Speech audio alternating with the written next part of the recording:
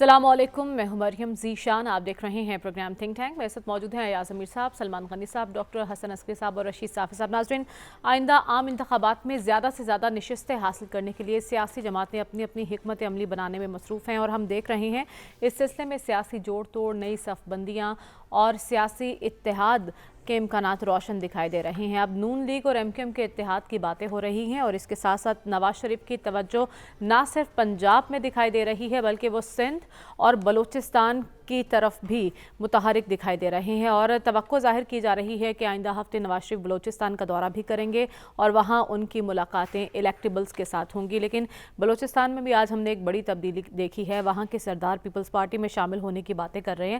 تو Peoples party اور نون league دونوں ہی اپنی اپنی سیاسی حکمت عملیاں بنانے میں مصروف دکھائی دے رہے ہیں. نون لیگ مضبوط حکومت کے لیے سیاسی اتحادیوں کی جانب بڑھ رہی ہے. میرا پہلا سوال سلمان صاحب آپ سے ہوگا، ایم کیو ایم کے ساتھ سیاسی اتحاد یا سیٹ ایڈجسٹمنٹ، اس کا نون لیگ کو کتنا فائدہ ہوگا اور پیپلز پارٹی کو اس کا کتنا نقصان ہو سکتا ہے؟ دیکھیں، یہ صف بندی جو ہے یہ الیکشن کے حوالے سے ہو رہی ہے. کیا یہ صف بندی ہی الیکشن تک جائے گی؟ یہ کچھ مراحل ہوتے ہیں، اور جو ایم کے ایم اور پاکستان مسلم لیگ نون کے درمیان آپ اسے اتحاد کہہ لیں، اسے مفاہمت کہہ لیں، اسے سیٹ ایڈجسٹمنٹ کہہ لیں، یہ دائرہ کار ہے کراچی کا. دیکھیں، کراچی پاکستان کا سب سے بڑا شہر ہے. 22 نشستیں 2018 میں وہاں پر 20 تھی، اب وہاں پر 22 ہیں، اور یہ 22 قومی اسمبلی کی جو نشستیں ہوں گی یہ اسلام آباد کے پرائم منسٹر کے لیے بڑی امپورٹنٹ ہوں گی. اور دیکھیں، ایم کیو ایم نے مختلف ادوار میں مختلف پارٹی سے الائنس کیے ہیں، اور اب بھی ایم کیو ایم کی وہ پوزیشن نہیں ہے جو ماضی کے اندر رہی ہے. ایم کیو ایم کراچی کے اندر لوئر مڈل کلاس کی ایک پارٹی تھی اور کراچی کے عوام اس کی طرف دیکھ رہے تھے. لیکن یہ جو 2018 کے الیکشن تھے نا، اس میں وہاں سے 14 نشستیں لی تھی پی ٹی آئی نے، وہ تھی وہاں پر پی ٹی آئی ڈومینیٹ. اور اب بھی یہ جو الائنس ہو رہا ہے، دیکھیں بات یہ کہ ہمیں جو زمینی حقائق ہے وہ زمینی حقائق یہ ہیں کہ وہاں پر الائنس ہوگا پی ٹی آئی کا اور جماعت اسلامی کا. دیکھیں، جماعت اسلامی خود یہ تسلیم کرتی ہے کہ وہاں پر نعیم الرحمان نے کراچی کے اندر ایک اہم حیثیت اور اہمیت تو قائم کی ہے، لیکن وہ یہ کہتا ہے کہ جماعت اسلامی کی یہ اہمیت اور حیثیت تب ہوگی جب پی ٹی آئی کے ساتھ ہم ملیں گے، ان کو بھی فائدہ ہوگا اور ہماری بھی کچھ نشستیں نکلیں گی. میں سمجھتا ہوں یہ مختلف فیز ہیں.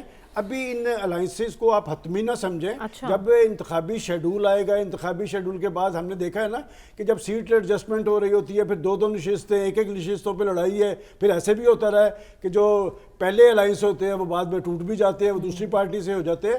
یہ ایک دلچسپ مرحلہ ہے، لیکن اصل سنجیدہ عمل شروع ہوگا جب آپ کا انتخابی شیڈول آئے گا. اور آج ایک اور بڑی ڈیولپمنٹ ہے. دیکھیں، پاکستان آپ نے جو کہا ہے نا کہ بلوچستان کے لوگ زرداری ہاؤس میں جائے، وہ پہلے شامل ہو چکے ہوئے ہیں. ثناء اللہ زہری اور عبدالقادر بلوچ پہلے سے شامل ہو چکے ہوئے ہیں. ان کا جو مسلم لیگ نون بلوچستان کا صدر تھا وہ پیپلز پارٹی میں شامل ہو گیا. لشکری رحسانی صاحب جو پیپلز پارٹی کے صدر تھے وہ نون لیگ کی طرف آ رہے ہیں. بلوچستان کی سیاست جو ہوتی ہے وہ الیکٹیبلز کے گرد گھومتی ہے، اور بلوچستان کے اندر اگر کسی کا نظریاتی ووٹ ہے نا تو وہ جے یو آئی فیک ہے. وہ مختلف علاقے ہیں، ان کے وہ جو ریلیجس حوالے سے جو لوگ ہیں وہ پارٹی ان کی ہے. البتہ یہ میں کہتا ہوں بڑی سگنیفیکنٹ بات ہے کہ اگر باپ پارٹی نون لیگ کی طرف رجوع کر رہی ہے اور ایم کیو ایم بھی نون لیگ کی طرف رجوع کر رہی ہے تو پھر اس کا مطلب آپ خود ہی سمجھیں کیا ہے. ٹھیک ہے. تو ایاز صاحب، ہم دیکھ رہے ہیں اور کہا یہ جا رہا ہے کہ مسلم لیگ نون سندھ میں 4 جماعتی اتحاد کی تشکیل کا ارادہ بھی رکھتی ہے، جس میں ایم کیو ایم ہے، جے یو آئی فے ہے، پیر پگاڑا کی زیر صدارت گرینڈ ڈیموکریٹک الائنس ہے. تو کون کسے ٹف ٹائم دے سکتا ہے سندھ میں، اور اس سیاسی اتحاد کو آپ کس نظر سے دیکھ رہے ہیں؟ کتنا حقیقت پسندانہ ہے یہ؟ دیکھیے، ابھی حضرت فرما رہے تھے کہ سنجیدہ کوششیں تب شروع ہوں گی. سنجیدہ کوششیں شروع ہیں، جاری و ساری ہیں. جو ہماری نئی تابعدار جماعت ہے، میری پرانی جماعت نون لیگ، نئی کنگز پارٹی، ساری آسانیاں پیدا اس کے لیے کر دی گئی ہیں. اور اس سلسلے میں اب وہ تو سمجھ رہے ہیں کہ پنجاب تو ہم نے فتح کر لیا ہے، اور جب دوسروں کے اوپر ٹرکوں کے حساب سے آپ نے مقدمات کیے ہوں تو وہ تو سارا جو ہے وہ ختم ہو گیا نا. تو نون لیگ یہاں پہ ہے، اب وہ سندھ میں جا رہے ہیں. تو صرف پرابلم جو درپیش آ رہی ہے وہ اس کم بخت پاکستانی عوام کی ہے. हमने जो कोशिश कर रहे हैं, संजीदा कोशिशें कि ये एवन फील्ड के नेल्सन मंडेला हम सामने पेश करें, पाकिस्तानी अवाम मान नहीं रही। अब इसका कुछ अब से लेके इलेक्शन शेड्यूल तक अवाम का कुछ करना चाहिए, ताकि इनके जहन जो हैं, जो पहली ब्रेन वॉश्ड और पता नहीं किस तरफ देख रहे हैं, वो दुरुस्त सिमत में पाकिस्तानी अवाम देखने लगे। बाकी तो बैठ के, क्योंकि हमने जो करना है, जैसे थिंक टैंक ने जहाँ पे वो करना है या दूसरों ने करना है, इलेक्शन रिजल्ट वो आ जाएगी, हमारे कहने पे होता तो सब कुछ हो गया होता, बस वो सिर्फ थोड़ा, बाकी हमने सब तैयारी कर ली है। वो तो आप देख लें, लाहौर में मुकदमात नए कायम हो रहे, इतने वो गिने नहीं जा सकते। अब तो कंप्यूटर भी जवाब दे रहे हैं कि कितने हैं वो। और सिर्फ ये है, वो अवाम वाला प्रॉब्लम रह गया है। लेकिन आपने देखा होगा कि एक दो को सरकश किस्म के लोग, उनकी वो बेलें शेलें हुई, लेकिन बड़ी बरवक्त तौर पे उन पे वो पता नहीं 10वीं बार, 12वीं बार, 14वीं बार फिर से मुकदमात कायम करके, और जहाँ पे उनको रहना चाहिए अंदर, वहाँ उनको दोबारा वहीं पे रखा गया है। तो ये सारी कोशिशों का नतीजा है। ये जो फरमा रहे हैं कि जी वो सिंध में फलान, ये छोटी छोटी चीज़ें हैं, ये सब्सटैंशियल चीज़ें नहीं हैं। सब्सटैंशियल चीज़ है कि नई ताबेदार पार्टी को हमने आगे लाना है और पता नहीं किसको वज़ीर आज़म बनाना है। कोशिश वो है, मेन चीज़ वो है, स्ट्रेटेजिक। ये तो छोटी छोटी टैक्टिक्स की बात है कि जीडी के साथ मिलना है, या वो बेचारे वो जो खालिद मकबूल सिद्दीकी को बैठ के आप एक फ़ोटो आप दे दें, उनको वो कह दें, ये छोटी छोटी चीज़ें हैं। बाकी जो है सारा कुछ बिल्कुल हो रहा है। ये और बात है कि मामूली और भी प्रॉब्लम्स हो रहे हैं। पासपोर्ट नए जो हैं वो बन नहीं रहे, क्योंकि वो कागज़ जो है लेने के लिए पता नहीं क्या है, इन पे मुकदमात चलाने चाहिए। मतलब पाकिस्तानी कौम है, आधा तो हमारा जो आंखें हैं वो बाहर लगी हुई हैं कि हमने बाहर जाना, और पासपोर्ट ही नहीं बनेंगे तो कैसे बाहर जाएंगे। तो इस तरफ देखनी चाहिए। ठीक है, पर ये दीगर मसाइल हैं। इलेक्शन माशाल्लाह बिल्कुल तैयारी के साथ, मुकम्मल तैयारी के साथ, ताबेदार पार्टी के लिए सब राहें जो हैं हमवार की जा रही। ठीक है, तो अयाज साहब को भी इलेक्शन की तैयारी होती नज़र आ रही है इस बार। लेकिन डॉक्टर साहब, हमने देखा पीटीआई हुकूमत के खात्मे के बाद पीडीएम की जो हुकूमत बनी थी, इसमें पीपल्स पार्टी भी शामिल थी, लेकिन अब चूंकि हालात बदल चुके हैं और बदले हालात के पेश नज़र सियासी सफ़बंदियाँ हो रही हैं। ये जो एमकेएम और नून लीग का इत्तेहाद आप देख रहे हैं, ये आपको देर पर नज़र आ रहा है? देखिए, ये अभी वक्त के साथ हमें पता लग जाएगा, क्योंकि एमक्यूएम की जो कंसिडरेशन है कि वो कराची की सीटों को दोबारा हासिल करना चाहते हैं, जो पिछली दफ़ा कुछ सीटें पीटीआई के पास चली गई थी, और कराची में तो पीपीपी की सीटें नहीं होती। वो इसलिए जो है मुस्लिम लीग के साथ एक इनिशियल उन्होंने अंडरस्टैंडिंग कह लें, अलाइंस कह लें, अंडरस्टैंडिंग ज़्यादा है, अलाइंस कम है, ये वो किया है। और जो पीएमएलएन की थिंकिंग है, वो पीएमएलएन की थिंकिंग ये है कि जो वहाँ पे उनकी जो मुखालिफ जमातें बनती हैं, पीपीपी हो गई और पीटीआई भी कह लें, क्योंकि कराची की सीटें उनके पास रही हैं पिछले इलेक्शन के अंदर, तो उनके ख़िलाफ़ जो पॉलिटिकल फोर्सेस हैं उनसे अलाइंस बिल्ड किया जाए। जीडीए ज़ाहिर है एंटी पीपीपी है, एमक्यूएम भी एंटी पीपीपी है, तो उनको अलाइंस बिल्ड कर रहे हैं। लेकिन पीएमएलएन का कोई ज़्यादा होल्ड सिंध में है नहीं। अच्छा। इसलिए कि जो उनके पुराने बंदे हैं सिंध में जो हुआ करते थे, उन सबको तो फारिग कर दिया गया है, नए सदर को लाया गया है, जिसने मेरा ख्याल अभी, जहाँ तक मेरा अंदाज़ा है, अभी कुछ अरसा हुए पार्टी को ज्वाइन किया था। उनको जो है वो जो है सर्विसेज से ताल्लुक़ रखते हैं, पुलिस सर्विस से, तो उनको लाया गया है। तो अब मालूम नहीं कि उनका कितना पब्लिक में क्लाउट होगा नए प्रेसिडेंट का।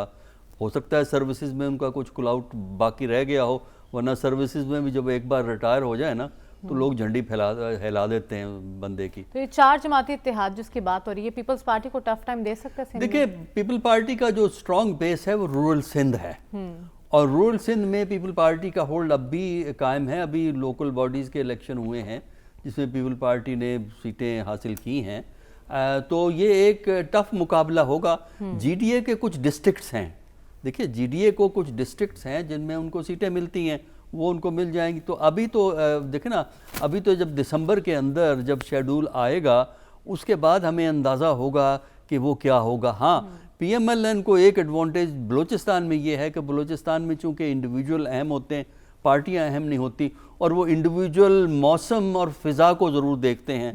تو چونکہ موسم اور فضا آج کل ہمیں کم از کم پرسیپشن یہی ہے, حقیقت کیا ہے وہ ہمیں نہیں پتہ, پرسیپشن جو ہے وہ یہی ہے کہ موسم اور فضا جو ہے وہ پی ایم ایل این کے حق میں ہے, تو اس لیے وہ بلوچستان سے کچھ لوگوں کو بآسانی اٹریکٹ کر سکیں گے بشرطے فضا ہموار رہی, فضا ان کے حق میں رہی, ورنہ وہ بعد میں تعلقات جو ہیں وہ چینج بھی ہو سکتے ہیں. تو یہ ابتدائی اقدامات کہیے, ابتدائی سٹیپس کہیے, اور اس میں ہمیں دیکھنا یہ ہے کہ اس وقت جو بیلنس آف فورسز ہے, یعنی ایک پارٹی پہ تو پابندیاں ہیں, وہ سختیاں ہیں, وہ چلتی رہیں گی, اس سے میرا خیال ہے کوئی ایسے آثار نظر ہیں. باقیوں میں سے کس طریقے سے کولیشن بلڈ کی جائے گی اور کس طریقے سے ایک گورنمنٹ کریٹ کی جائے گی, الیکشن کس طریقے سے ہینڈل کیے جائیں گے, یہ چیز کافی دلچسپ ہوگی اس دفعہ کے انتخابات کے اندر. ٹھیک ہے, یہ دیکھنا اہم ہوگا. صافی صاحب, آپ کی نظر میں نون لیگ اور ایم کیو ایم کے درمیان اتحاد کی بنیاد کیا نظر آ رہی ہے آپ کو, اگر یہ اتحاد آگے تک چلتا ہے تو؟ مریم, اس کا خلاصہ تو آج بلاول بھٹو زرداری نے بیان کر دیا اور کہہ دیا کہ کنگز پارٹیز کا اپنا اختیار نہیں ہوتا, جہاں سے اشارے ملتے ہیں وہیں پہ اتحاد بھی بن جاتے ہیں اور وہیں پہ تصویریں بھی بن جاتی ہے, وہاں پہ انتخابات بھی اور سیٹ ایڈجسٹمنٹ بھی ہو جاتی ہے. تو اگر ان کی بات صحیح ہے تو اس کی اتنی زیادہ ہمیں اس پہ میرے خیال میں اپنا سر کپانے کی اس پہ ضرورت نہیں ہے. جو بندوبست ہو چکا ہے میرے خیال میں اسی بندوبست ہی کے تحت یہی جماعتیں, کم از کم ماضی کی ہمارے پاس جو مثالیں موجود ہے, جو نظیر موجود ہے, تو ایم کیو ایم باب جیسی جماعتیں وہ اشاروں پہ چلتی ہے اور وہ اشاروں ہی پہ اتحادوں میں شامل ہوتی ہے اور اتحادوں میں نکلتی ہے اتحادوں سے. ہم نے 2013 میں بھی دیکھا تھا کہ مسلم لیگ نون اور ایم کیو ایم کے بیچ میں اتحاد ہو گیا تھا, اور واقعی اس وقت کراچی کی سطح پہ ان دونوں جماعتوں کی پرفارمنس بھی اچھی رہی تھی, اور اسی بنیاد پہ مسلم لیگ نون ایک مضبوط حکومت قائم کرنے میں وفاق کی سطح پہ کامیاب ہوئی تھی. لیکن ہم نے یہ بھی دیکھا ہے کہ 3 دفعہ مسلم لیگ نون اور ایم کیو ایم کے بیچ میں اتحاد ہوئے ہیں, تینوں دفعہ اس کا خاتمہ جو ہے وہ اچھے انداز میں نہیں ہوا. 3 دفعہ ایم کیو ایم کے خلاف آپریشن ہو چکے ہیں. آپ خود اندازہ لگائیں کہ اگر 3 دفعہ اتحادوں کے بیچ میں ایم کیو ایم کے خلاف آپریشن یا ان کے پارٹی کے خلاف مختلف سازشیں بقول ایم کیو ایم کے قائدین کے ہوئے تھے, تو اس کے باوجود اگر اتحاد کرنے پہ وہ مجبور ہے تو پھر کتنے مجبور ہے, وہ اس کا اندازہ آپ خود لگا دیجئے گا. اور کراچی کے سطح پہ یا سندھ کے سطح پہ اتحاد ہونا یا سیٹ ٹو سیٹ ایڈجسٹمنٹ ہونا, وہ زیادہ اہمیت اس کی اس لیے نہیں ہے کہ جب تک ہمیں پنجاب کے سطح پہ انتخابی سب بندی کا اندازہ نہیں ہوگا تو ان اتحادوں کی زیادہ اہمیت نہیں قائم رہے گی. ہم جانتے ہیں کہ جو بھی پنجاب میں 90+ یا 100 کے قریب قومی اسمبلی کے نشستیں جو اتحاد یا جو جماعت لینے میں کامیاب ہوگی تو وہ تخت لاہور پہ تو بیٹھے گی ضرور, تاج اسلام آباد بھی ان کے سر پہ سجے گا. تو یہ آنے والے وقت یہ بات اور اس کی اہمیت ہمیں بتائے گی کہ ایم کیو ایم کا مسلم لیگ نون کے ساتھ کراچی کی سطح پہ کتنا اہم ہے.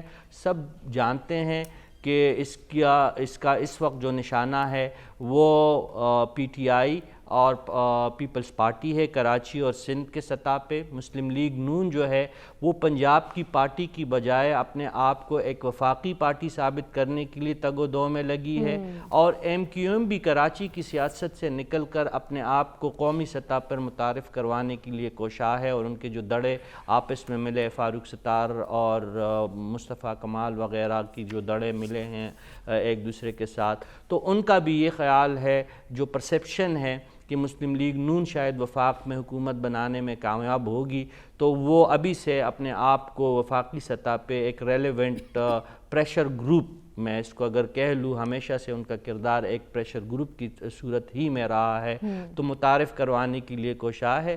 رہی بات بلوچستان میں، تو بلوچستان میں باپ پارٹی جس جماعت کے پاس جائے گی تو آنے والے انتخابات میں اس کی زیادہ اہمیت ہوگی۔ یہ لشکری رئیسانی صاحب یا جو باقی وہاں کے جو سردار ہے یا جو سیاسی لیڈر ہے ان کی شمولیت بھی اہمیت کی رکھتی ہے، لیکن اس وقت جو ہے زیادہ اہمیت باپ پارٹی کی ہے۔ ان کا جو چیئرمین سینٹ ان کا، وزیر اعظم ان کا، وزیر داخلہ ان کا، وزیر اعلیٰ ان کا، تو وہ پارٹی جس کے پاس جائے گی تو بلوچستان میں بھی اس اتحاد کی اہمیت زیادہ ہو جائے گی۔ ٹھیک ہے، تو آپ کہہ رہے ہیں دیکھنا یہ ہوگا کہ آنے والے وہی انتخابات دوبارہ میں دہرائی دیتا ہوں کہ پنجاب میں جب تک کہ اتحاد کی صورتحال واضح نہیں ہوگی تو ان اتحادوں کی اتنی زیادہ اہمیت نہیں رہے گی۔ ٹھیک ہے، تو پنجاب کی صورتحال بھی ڈسکس کر لیتے ہیں، لیکن ابھی آپ نے امپورٹنٹ بات کی کہ دیکھنا یہ ہوگا آنے والے انتخابات میں باپ کی ترجیح کیا ہوگی۔ ایاز صاحب، کیا لگتا ہے آپ کو چھوٹے صوبوں میں قومی جماعتوں کو پذیرائی ملے گی، اور پنجاب میں کیا سیاسی منظرنامہ آپ کو نظر آتا ہے انتخابات کے حوالے سے؟ نہیں، پنجاب کے بارے میں کوئی آپ کے سامنے کوئی شک رہ گئے ہیں؟ ہم نے سارا کچھ لیول کر دیا ہے، سارا کچھ ہم نے ٹھیک کر دیا ہے۔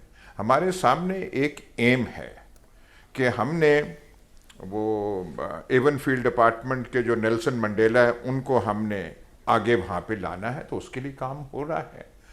اب ابھی تک عوام جو ہے پنجاب کی وہ جذبات میں مغلوب نہیں ہوئی، لیکن کچھ وقت ہے، کوششیں کی جائیں، ان کو بھی کوئی ٹیکہ لگے تو وہ بھی شاید وہ گلے پھاڑ کے جو ہے آوازیں نکالنے لگے۔ ابھی تک ایسا نہیں ہوا۔ پنجاب کو چھوڑے نا، کے پی کی صورتحال بتا دے، وہاں امکانات ہیں روشن کہ مولانا کے ساتھ نون لیگ کا اتحاد ہو سکتا ہے، لیکن پیپلز پارٹی بھی وہاں جگہ بنانے کے لیے متحرک دکھائی دے رہی ہے۔ آج بلاول نے کہا ہے کہ ہم مولانا کے ساتھ بھی الیکشن لڑ سکتے ہیں اور مولانا کے خلاف بھی لڑ سکتے ہیں۔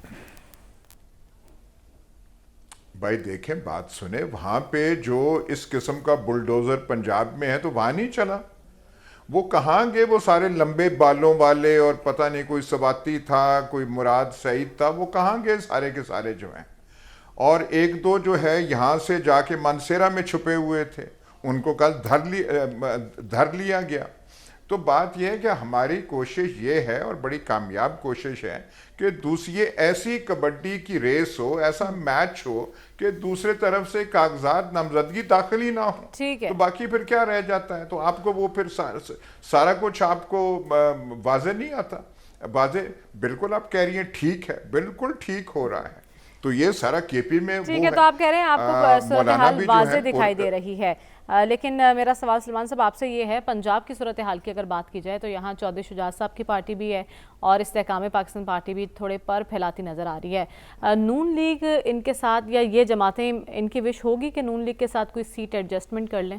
دیکھیں مریم، ایک بات تو ابھی تھوڑی دیر پہلے ہمارے فاضل دوست نے جب زور دے کے کہا کہ اس کمبخت عوام کا کیا کرنا، یہ کمبخت عوام نہیں ہے، یہ بڑی باشعور عوام ہے کہ 2018 میں اس سے زیادہ سخت صورتحال تھی پارٹی کے حوالے سے، مقدمات تھے، ان کی لیڈرشپ جیل میں تھی، تو لوگوں نے شعور کا ثبوت دیا تھا اور پنجاب سے وہ پارٹی الیکشن جیتی تھی جو ٹارگٹ ہوئی تھی، اس کے بھی بڑے بڑے لوگ جیلوں میں تھے، ان کے خلاف مقدمات تھے۔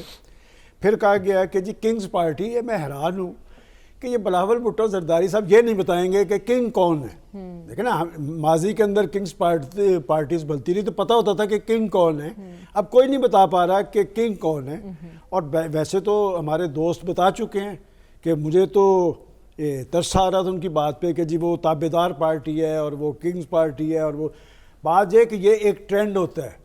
2018 میں ہم اسی کا حصہ تھے پروگرام کا، تو پتہ تھا کہ کس کو لایا جا رہا ہے، کوئی شک تھا؟ میں خود بیٹھ کے کہتا تھا کہ جی لایا جا رہا ہے، وہ آ رہے ہیں، اور پھر یہاں بتایا جا رہا تھا کہ کیا کیا کچھ ہو رہا ہے۔ جہاں تک آپ نے پنجاب کی بات کی، دیکھیں بات یہ کہ ایک آج سے 1 سال پہلے آپ کو یاد ہے ایک ٹرم چلتی تھی کہ جی نون لیگ کی ٹکٹ چلتی ہے، تھی نا، پھر 16 ماہ کی ان کی حکومت آئی، اس میں ان کی کارکردگی متاثر ہوئی۔ اور میں ایک بات دیکھیں، ناظرین کو پتہ چلنا چاہیے کہ جس سے حکومت کا شکوہ جناب بلاول بھٹو زرداری صاحب کہہ رہے ہیں وہ اس کے وزیر خارجہ تھے، حصہ بحیثیت جثہ انہوں نے لیا، اور وہ جو کہتے ہیں جی کہ یہ حکومت جو نگران، میں پوچھنا چاہ رہا ہوں وہ جلیل عباس جیلانی صاحب تھے، وہ کن کے پرائم منسٹر کے کینڈیڈیٹ تھے نگران حکومت میں؟ وہ کہہ رہے ہیں ہم نے بڑی محنت سے شہباز شریف صاحب کا وزیر اعظم نہیں ٹھیک کہہ رہے، میں آپ سے پہلے یہاں نہیں کہتا کہ وہ آصف علی زرداری صاحب کا پروجیکٹ تھا، تو بات یہ کہ پیپلز پارٹی ایک زبردست پارٹی ہے، ایک مؤثر پارٹی ہے،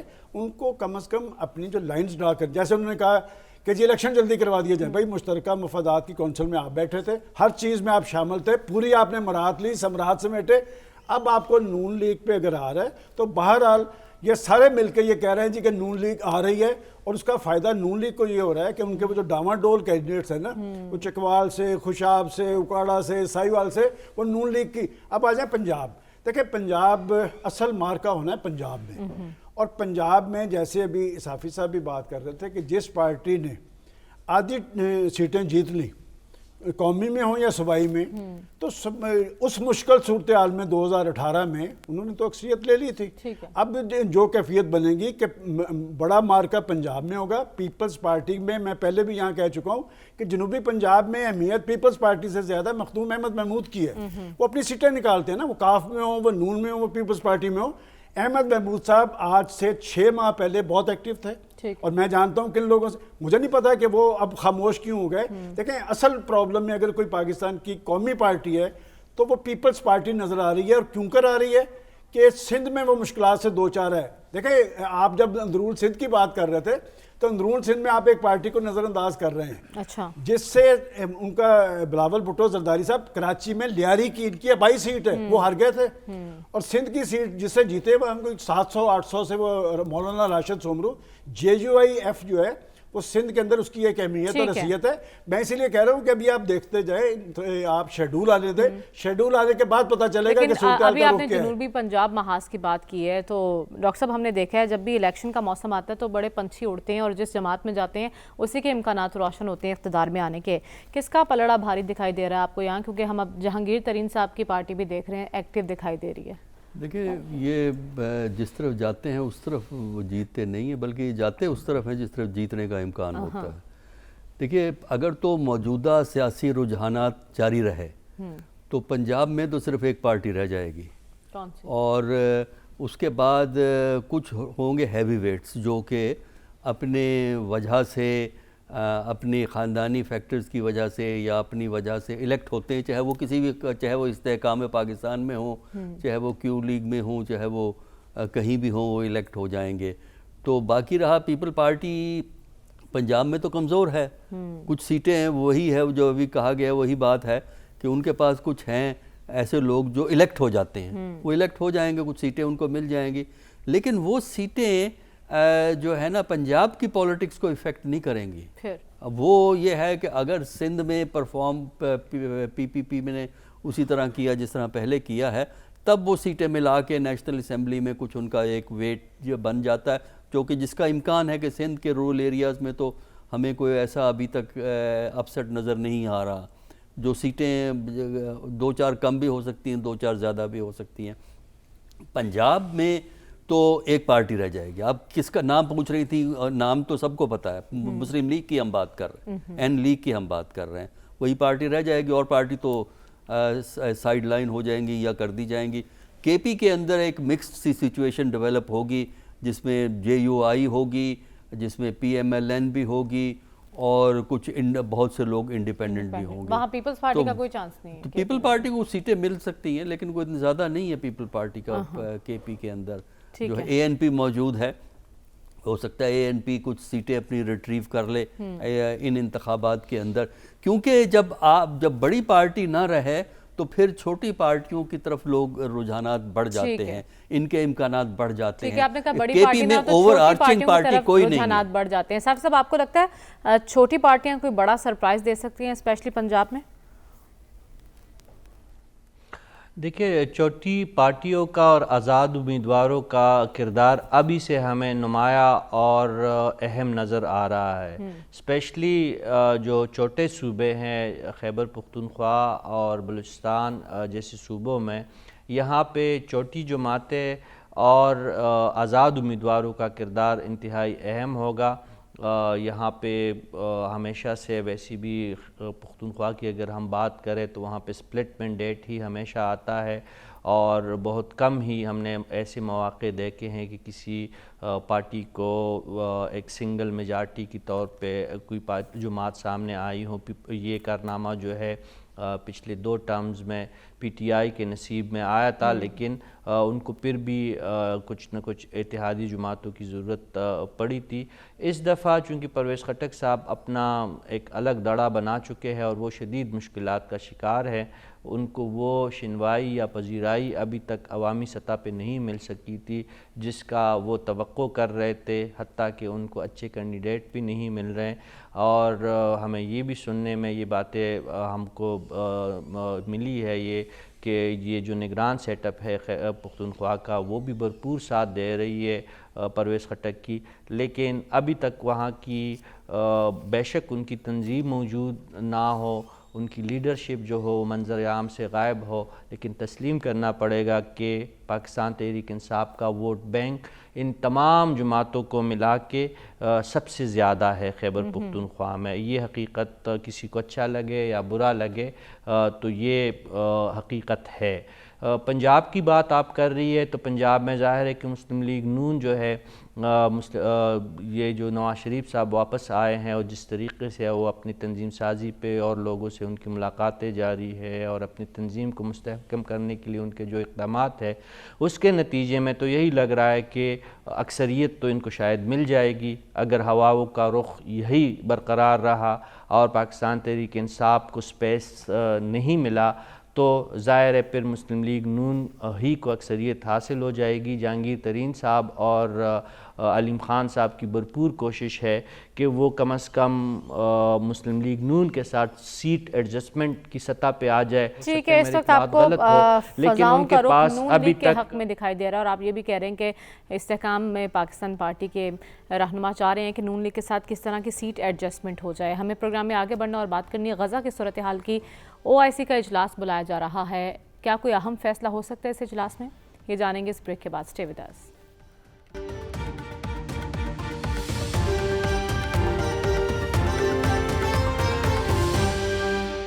ویلکم بیک ناظرین۔ غزہ کی صورتحال پر OIC کا ہنگامی اجلاس بلایا جا رہا ہے جس میں شرکت کے لیے نگران وزیر اعظم سعودی عرب پہنچ چکے ہیں، لیکن اس سے پہلے آج وزرائے خارجہ کی اہم ملاقات ہوئی ہے، عرب وزرائے خارجہ کی۔ ایاز صاحب، کیا لگتا ہے آپ کو اس اجلاس میں کوئی اہم یا بڑا فیصلہ ہو سکتا ہے؟ آپ مجھے OIC کی تاریخ ذرا تھوڑا نظر دوڑا کے آپ مجھے بتا دیں کہ کبھی اہم فیصلہ ہوا ہے، کبھی کچھ کرنے کی صلاحیت ہے؟ جیسے مسلم دنیا کر رہی ہے اور جیسے تھنک ٹینک بھی کر رہے ہیں، ہم مذمتی قرارداد کوئی آ جائے گی، پر اور کرنا کیا ہے؟ جو ان کے ہاتھ میں ہے کچھ زیادہ ہاتھ نہیں ہے، 1-2 چیزیں ہیں، تیل ہے، فلانا ہے، ڈمکانا، وہ کرنا نہیں ہے، وہ ایکشن دینا نہیں ہے۔ اور جو غزہ میں ہو رہا ہے، طاقت کا توازن کہاں پہ ہے اور اس کا جھکاؤ کس طرف ہے وہ ہمیں پتہ ہے۔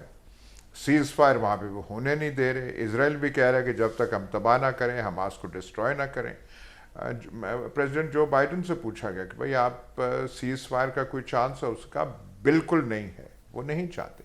اب زیادہ انہوں نے جو کمال مہربانی کی ہے کہ جی وہ 4 گھنٹے کا وقفہ ہوگا، اس میں کچھ ہم تھوڑی سی امداد وغیرہ ہم دے دیں گے، لیکن وہ بمباری، وہ سارا کچھ جو ہے وہ جاری ہے۔ اسرائیل ہے، اس کی افواج خود بڑی طاقتور ہیں اور بالکل مکمل بھرپور سپورٹ پیچھے سے امریکہ کا ہے۔ یہ وہاں پہ ریالٹی ہے۔ اور ایک بات شاید اب تھوڑی واضح بھی ہو رہی ہے کہ جو حماس کا تھا، وہ جو پہلا اٹیک تھا، وہ ایک ایسی وہ مس کیلکولیشن ہوئی کہ ایک موقع اسرائیل کو ملا کہ اس طرح کی بھرپور فوجی کارروائی وہ کر سکے جس سے غزہ کے لوگوں کی تباہی، بربادی، جو کھنڈرات کا پورا ڈھیر غزہ بن چکا ہے، اور اب بھی اس بمباری میں اور فوجی آپریشن میں کوئی لیٹ اپ، کوئی جو ہے کچھ رکاؤ نہیں آ رہا، اور کوئی روکنے کے لیے کوئی کر بھی نہیں سکتا. الٹیمیٹ جو اتھارٹی ہے جو کچھ نہ کچھ کر سکتا ہے وہ امریکہ ہے. لیکن امریکہ بھی کوئی اسرائیل پہ ویٹو پاور نہیں رکھتا. وہ کچھ کہہ سکتا ہے. اسرائیلی لابی جو امریکہ میں ہے وہ اتنی پاورفل ہے. وہ آپ نے دیکھا کہ وہ ہاؤس آف ریپرزینٹیوز جو یو ایس کی ہے امریکن, اس میں رشیدہ طلیب جو ہے اس نے کچھ فلسطینیوں کے حق میں کچھ بات کی. ہاؤس آف ریپرزینٹیوز نے میجورٹی ووٹ سے اس کو سینشر کیا کہ اس نے کیا بات کی ہے, اس کی جرت ایسے کیسے ہوئی. تو امریکہ کی ریالٹی تو وہ ہے, اور امریکہ پورا کا پورا جو ہے اسرائیل کے پیچھے کھڑا ہے. جہاں تک او آئی سی کی بات ہے, ہم نے اس کا ذکر ضرور چھیڑنا ہے. او آئی سی نے کیا کرنا ہے؟ کبھی پہلے او آئی سی نے کسی موقع پہ کبھی کیا ہے؟ ایک ہی موقع تھا. او آئی سی کی ہسٹری ایک طرف آپ رکھیں, لیکن اگر عربوں کی پوزیشن دیکھی جائے, کیا وہ اس پوزیشن میں نہیں ہے کہ کچھ کر سکیں؟ نہیں, وہ آدھے جو تھے انہوں نے تو اسرائیل سے تعلقات استوار کر لیے ہیں.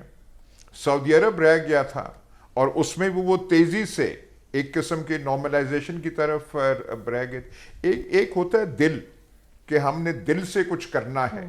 وہ دل سے کرنے کی کوئی پوزیشن میں ہے کوئی نہیں, سکت کوئی نہیں ہے. جو کر رہے ہیں حزب اللہ, جتنی ان کی یا پاسبلٹی ہے, حزب اللہ پوری جنگ تو چھیڑ نہیں سکتا اکیلے جو ہے اسرائیل کے ساتھ, لیکن جو کچھ وہ چھوٹی موٹی کارروائی کر سکتا ہے وہ کر رہا ہے.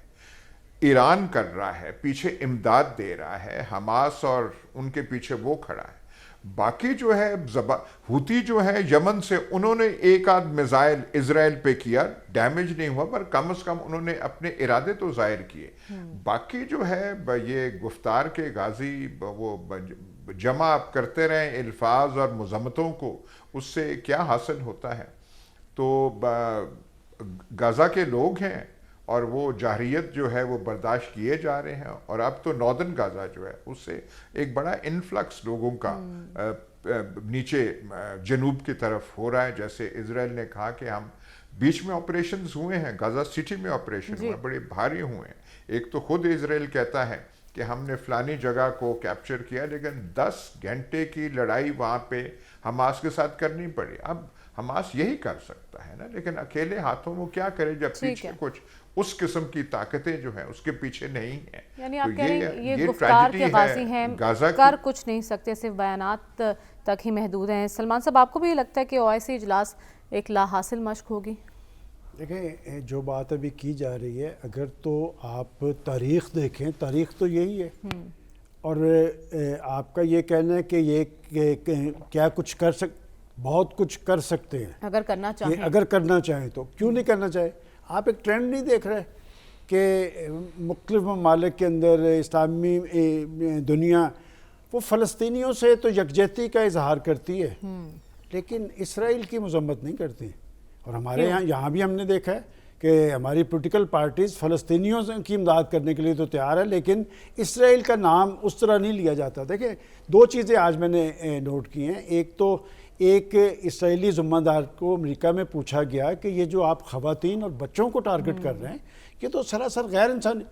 اس نے کہا کہ ان خواتین کو ٹارگٹ کرنا اس لیے ضروری ہے کہ یہ جو بچے پیدا کرتی ہیں یہ بچوں کو اس لیے ٹارگٹ کر رہے ہیں کہ یہ سارے حماس. اور مجھے یاد پڑتا ہے کہ مقبوضہ کشمیر کے اندر وہ برہان مظفر وانی کو جب ٹارگٹ کیا نا, تو وہ سوشل میڈیا پہ ایکٹیو تھا, وہ کوئی بندوق رکھ کے نہیں کام کر رہا تھا. تو ایک انڈین آرمی چیف نے کہا تھا کہ یہ برہان مظفر وانی کو ٹارگٹ اس لیے کیا گیا ہے کہ ہر کشمیری لیڈر جو ہے وہ برہان مظفر وانی ہے, کہ ہر جوان. سیم یہی صورتحال وہاں پر حماس پہ ہے. اور بات یہ کہ کیا امریکہ یا مغرب نے اپنا رول ادا کیا ہے؟ دیکھیں, لاسٹ ویک بھی ہم بات کر رہے تھے کہ مہذب دنیا نے بڑے بڑے مظاہرے کیے ہیں, مظاہرے ہو رہے ہیں. اب آ جائیں کہ یہ جو کانفرنس ہونے جا رہی ہے کہ ریزولوشن تو آئے گی, لیکن کرنا کیا چاہیے؟ دیکھیں, ایئر سپیس آپ بند کریں, آپ پتہ لگ جائے گا. آپ کے پاس پیٹرولیم کا آپشن موجود ہے. اور سب سے اہم بات یہ ہے کہ ماضی کے اندر آپ مبصر کے طور پہ بلاتے تھے. بلائیں ذرا چین کے, امریکہ کو, رشیا کے لوگوں کو, ان کے مبصرین کو بلائیں, وہاں ان سے پوچھیں نا کہ جی یہ جو کچھ آپ کر رہے ہیں کیا آپ کی انسانیت زندہ ہے یا مردہ؟ اور یہ کون سا آج جو جمعہ کا دن ہے, غزہ میں کیا ہوا؟ ان کا سب سے بڑا ہاسپٹل ہے الشفا کے نام سے، وہاں پر وحشیانہ بمباری کی گئی ہے، اور پھر اس کا جواز کیا ہے؟ ان سے کہا کہ اس سے زیادہ غیر انسانی کوئی امر ہو نہیں سکتا جو آپ نے کیا ہے، کہ اس میں تو بچے تھے، اس میں انہوں نے کہا کہ اس کی بیسمنٹ میں حماس کا دفتر تھا، اس لیے ہم نے اس کو آج 3 ہاسپٹلز کو، وہ ٹارگٹ کس کو کر رہے ہیں؟ ہاسپٹلز کو، مدرسوں کو، وہ تو ملبے کا ڈھیر ہے، لیکن خوف دیکھیں، خوف یہ ہے کہ آپ تو کہہ رہے ہیں نا اسرائیل، اصل دیکھیں میں بار بار ایک بات کہہ رہا ہوں کہ امریکہ کی جان اس طوطے میں ہے، وہ ان کو بچانے کی کوشش کر رہا ہے، کیونکہ یہ معاملہ صرف اسرائیل تک محدود نہیں رہنا، امریکہ کو پتہ ہے کہ یہ میسج ہے یہ ہمارے لیے، اور یہ تحریکیں جو آزادی کی تحریکیں ہوتی ہیں وہ کبھی ختم نہیں ہوتی۔ کیا مقبوضہ کشمیر میں آپ نے وہ آزادی کی جو مہم تھی یا جدوجہد تھی ختم کر لی ہے؟ یہ ختم نہیں ہوگی۔ اور بات یہ کہ 10 لاکھ فوج آپ نے وہاں پر رکھ لی ہے، 10 لاکھ فوج کے بعد کیا وہاں پر آپ نے تسلط قائم کر لیا ہے؟ وہ جو مودی صاحب کہتے تھے کہ جی کشمیر ہمارا اٹوٹ انگ ہے، تو جواب میں انہوں نے جدوجہد کے ذریعے ثابت کر دیا کہ آپ کے اس اٹوٹ انگ کا انگ ہم نے توڑ کے رکھ دیا ہے۔ تو حماس کو آپ کچھ بھی کہیں، چند ہزار کی فوج تھی اور لاکھوں کی فوج، اور ہمیں بتایا جاتا تھا کہ اسرائیل ناقابل تسخیر ہے، اسرائیل کے پیچھے سپر پاور ہے، اسرائیل کے پیچھے جدید جنگی سامان سے لیس ہے، دنیا کی کوئی طاقت۔ حماس نے اڑا کے رکھ دیا ہے، تو بات ہے کہ وہ تو کھڑے ہیں، حماس تو ہمت دکھا رہا ہے، تو ہم کیا کر رہے ہیں؟ OIC اجلاس میں کیا ہو سکتا ہے، کیا ایکسپیکٹڈ ہے؟ ڈاکٹر صاحب سے جانیں گے اس بریک کے بعد، سٹے ود اس۔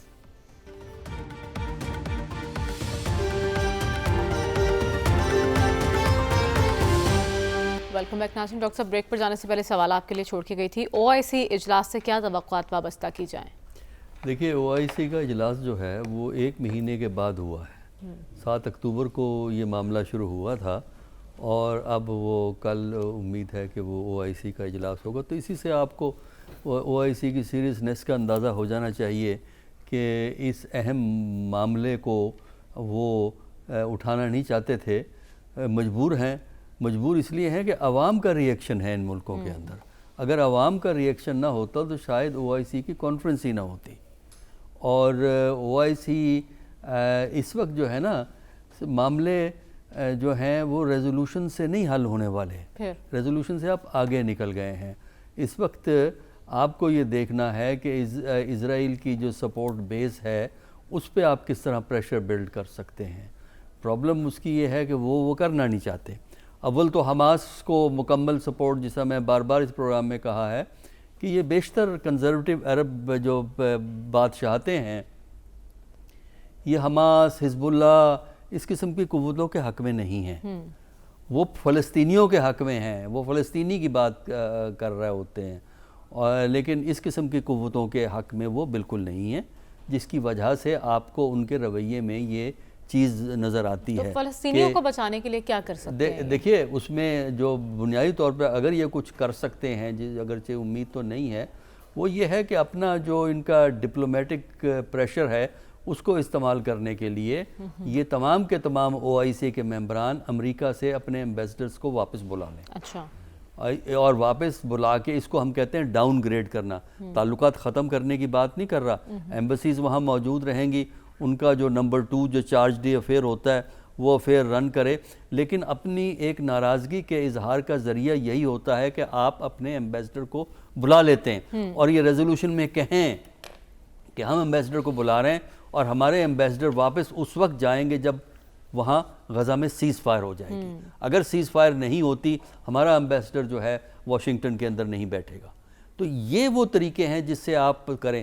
دوسرا یہ ہے کہ جب تک سیز فائر نہیں ہوتی، امریکہ سے انٹریکشن کو سلو کر دیں۔ ٹھیک ہے، آپ جو اتنا ہے انٹریکشن جو ہے وہ اس کو سلو کریں، تو اس سے کچھ آپ پریشر بلڈ کر سکتے ہیں، اور ان کے پاس کوئی ذریعہ نہیں ہے پریشر بلڈ کرنے کا۔